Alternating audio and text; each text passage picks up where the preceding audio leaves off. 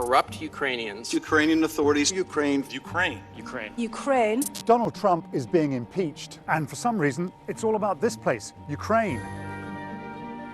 But how come? We're more than 5,000 miles from Washington.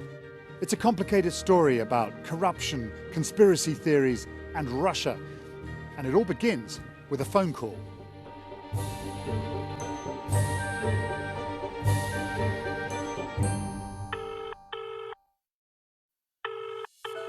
On July the 25th last year, Ukraine's new president, Volodymyr Zelensky, spoke to Donald Trump. Mr. Zelensky wanted to discuss American military assistance, but Mr. Trump said he wanted a favor. President Trump was withholding hundreds of millions of dollars of military aid. His opponents smelled a rat. They said the president was abusing his power, using his office for personal political gain. I solemnly and sadly open the debate on the impeachment of the President of the United States. So what about that aid that Mr. Trump was withholding? Why is it so important for Ukraine? To figure out how we got here, you've got to go back a bit. Ukraine used to be part of the old Soviet Union. After gaining its independence in 1991, it found itself stuck between Russia and the West. Russia was weak, and the West, in the shape of NATO and the EU, was spreading rapidly east to the very borders of the former Soviet Union. Ukraine is the battlefield between autocracy and democracy. And Ukrainian people already decided, we want to move to the West. When Ukrainians demanded closer ties with Europe, a pro-Russian president was forced to flee the country. Russia stepped in, annexing one part of Ukraine and arming separatists in another. The two countries have basically been at war for almost 6 years. Russian elite has not still accepted the fact that Ukraine is an independent entity. For them, this is still a painful recognition which is ahead. And until they have not recognized that, Ukraine will always be in trouble. More than 13,000 people have been killed in this war. Without American military aid, Ukraine would struggle to defend itself. But what about the favor?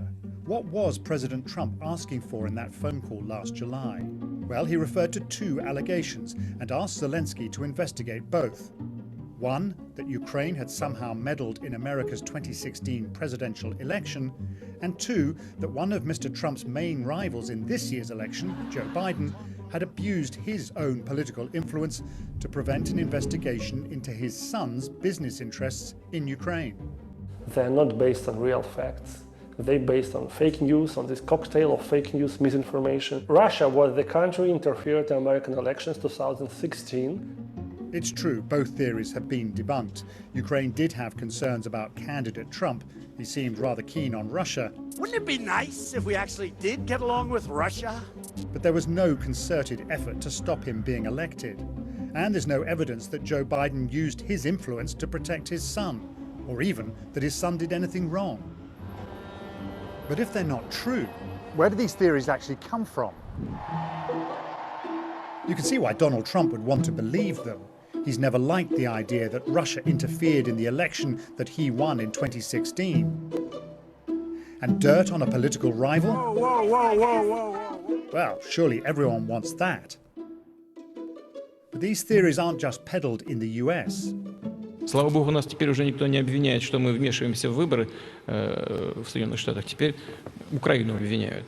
Mr. Putin is, I think, main beneficiary from this situation because it makes Ukraine weaker, it makes American institutions weaker, it makes White House weaker. We have some TV channels controlled by Viktor Medvedchuk, who is a friend of Putin. And these all TV channels translate this kind of narrative that Ukraine interfered. Is Russia kicking sand in the eyes of American politicians while simultaneously keeping Ukraine off balance? We may never know precisely where the conspiracy theories began, but it's safe to say that Russia is happy to see them spread. The idea that Ukraine interfered into American elections is being discussed by the legislators in Congress as truth. It's very disappointing. Our country is something as a football playing between the big guise of American political battle. So this is exactly not in the interest of Ukraine.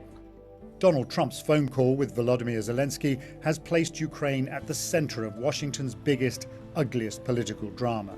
For a vulnerable country living with war and fearful of its neighbor to the east, it's not where most Ukrainians want to be.